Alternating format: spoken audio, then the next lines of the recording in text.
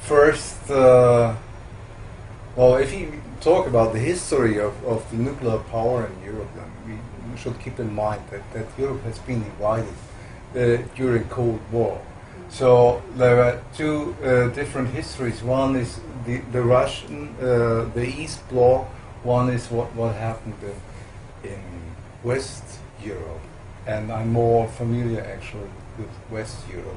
In East Europe, they had just one. It was more or less one development that Soviet Union was fostering nuclear industry very much. So there were quite some built in Soviet Union, which are still running in Ukraine, and in the Baltic states there are some running, and in Russia, of course.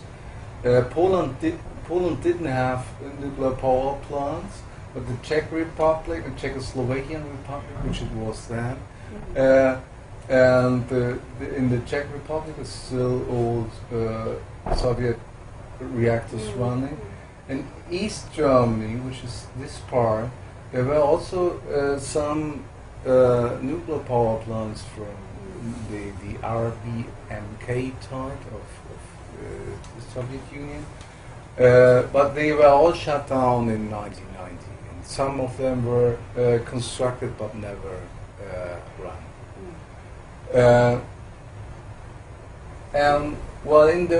In West Europe, there was nearly more or less overall the same euphoria in nuclear in the 50s and 60s as it has been in the West and in the United States.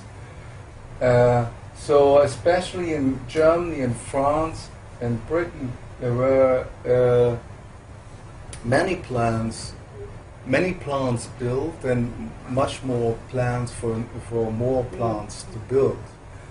And that was actually very much connected with nuclear armament.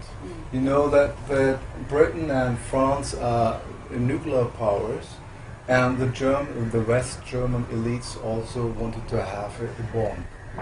So that was not at all popular with the population. And we right from the beginning. Right from the not at all.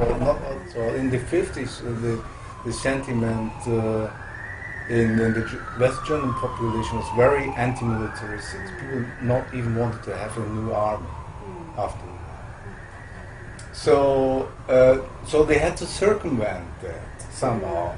That's how they came up with the civil use of nuclear power, the so-called civil use of nuclear power. And it all started first that they had to convince the electric companies to build nuclear power plants. They were not at all interested because it's very expensive and very risky, and so there was a lot of public money going into this industry. The first nuclear power plants were totally paid by taxpayers' money, not by the companies. And in the beginning, actually the companies were not really interested in nuclear power. But then later on they realized that it can be a very good business, because especially if you get so much subsidies. So what happened?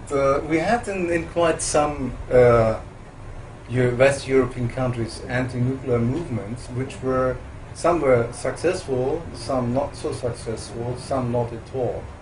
Like in France, it was the worst case. In France, anti-nuclear movement was very weak, and I think they did not succeed in anything. So they couldn't stop any plans. So that's why France now has such a high percentage of its electricity coming from nuclear power plants. I think it's something like 70 or even 80%. So in Italy,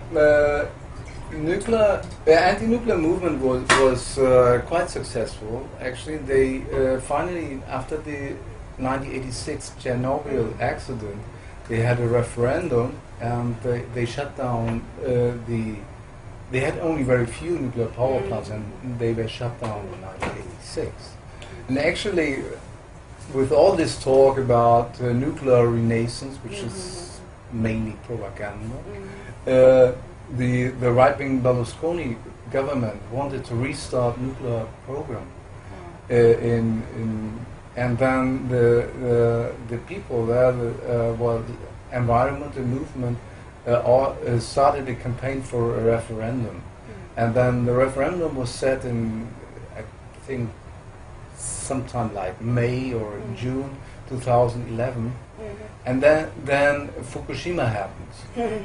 So, and then Berlusconi was saying, "Oh well, I don't want nuclear power plants now." So they ended up like that more than 90% of the Italians in the referendum said no nuclear power in Italy anymore. Austria has one nuclear power plant constructed, but it never went into operation because they had a referendum on that. There was sometime in the 80s, early 80s, I think. Before Chernobyl? Before Chernobyl, yeah. And by a very small margin, they succeeded in the referendum. So something like 51% of the population said no to nuclear, even before Chernobyl. Pretty much the same in Denmark, even earlier. There was in the late 70s that before any nuclear power plant was built, but there was a program and there were plans to build nuclear. There was a referendum, and people said no to nuclear in Denmark. Sweden is different, and Sweden has quite some nuclear power plants, and some of them are very close to Denmark actually. So the Danish movement was also very motivated by the protests against the Swedish nuclear power plants. But nevertheless, Sweden has had a referendum after Chernobyl saying that we would phase out nuclear power plants. Problem in Sweden is that there's no political party really pressing to speed up this phasing out. So it's in fact it's more or less like business as usual. But at least there is hardly a chance to build new nuclear power plants. Although some conservative politicians are discussing it, but I think that they won't. And to come back shortly to Denmark, actually the Danish anti-nuclear movement can be seen as the seed of the wind power industry. So, because from out of this movement, many people started in their communities to experiment with wind energies, build small wind farms, set up cooperatives,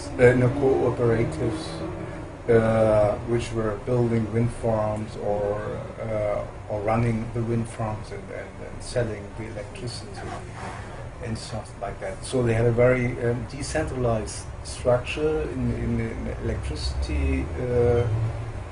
What's that? In the electricity net and grid and setting up the first renewables. So that's. So you could say that somehow Denmark was the cradle of wind energy, and they had already 20%, more or less 20% of the electricity consumption produced by wind energy in the year 2000. But then they elected a very neoliberal conservative government, which was really turning the wheel around and stopping the further development of renewables, and also had a very racist policy. It was by nearly in every aspect was very bad of this government. So, but now it's restarting again in Denmark after last year they have finally voted out the neoliberals and have now a social democratic government. So the situation is getting better there again. So coming to Germany, West Germany. This is West Germany, right? We had in the 17th we had as much plans for nuclear power plants like we had in France. So if we would not have a very strong anti-nuclear movement in West Germany, Germany would now also have like 30 or 40 nuclear power plants. But in fact now there are only 9 still running. So and they had also a program, a full-grown nuclear program, like having a lot of nuclear power plants, having reprocessing of spent nuclear fuel, building a long-term storage place for nuclear waste, and stuff like that. So, and having a fast breeder, which was very important, which Japan has, which the French also tried, but it never really worked. I think the Japanese fast breeder is also not really working. We've been talking about that for many years. Yeah. We don't know much So there about was a fast breeder built in Germany actually, but it never went into operation, and that is partly due to the strong resistance in the population. Also, there was for quite some years they tried to build a nuclear reprocessing plant. First, it was plant here in Gorleben, which you might know from the protests against nuclear waste. And then they realized that there's so much resistance in that region that they can't build a reprocessing plant there. Then they moved the plants down there to Bavaria, which used to be a very conservative country, and the government said, well, we don't mind the resistance from the population, we can build it. And they couldn't either.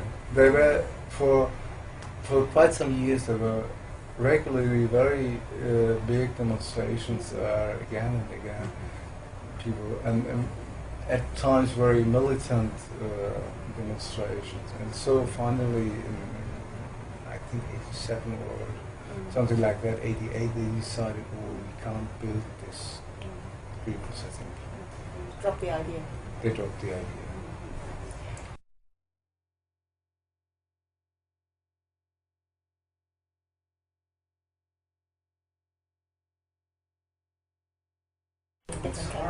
It's hard to say. I mean, Britain anti-nuclear movement was partly successful. Actually, they had not built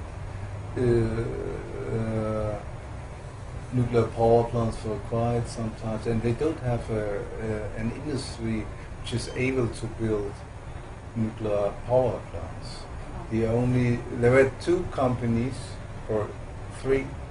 Originally 3 companies in Europe which built nuclear power plants. There were 2 were German, which later merged, and then there was, and they're still operating Areva in France. And well, the German company Siemens was the other German company which was building nuclear power plants. They just moved out some 1 or 2 years ago. They decided we're just out of business. We're not going to build any nuclear power plant anymore. So in Europe, it's only the French Areva left. And so somehow France is really outstanding in Europe. France is the big nuclear country in Europe, and the other countries have only few nuclear power plants. Spain does still have some. In Finland, we're building a new one. The French, but well, it should have been finished, the construction, I think 2 or 3 years ago. But they're still it's still working. They're still constructing it, so it takes quite some time. So, but your question, but the problem, I would take it the other way around. Why is France such a why they were so successful in France with building power plants? And I think the problem there is that there was a big consensus in society, and that was also in the first place connected to nuclear weapons, actually, because in France nuclear armament was seen as a mean of defending French identity and sovereignty, not only against the East Bloc but also inside the West Bloc, as being an independent imperialist power, meaning independent from U.S. dominance.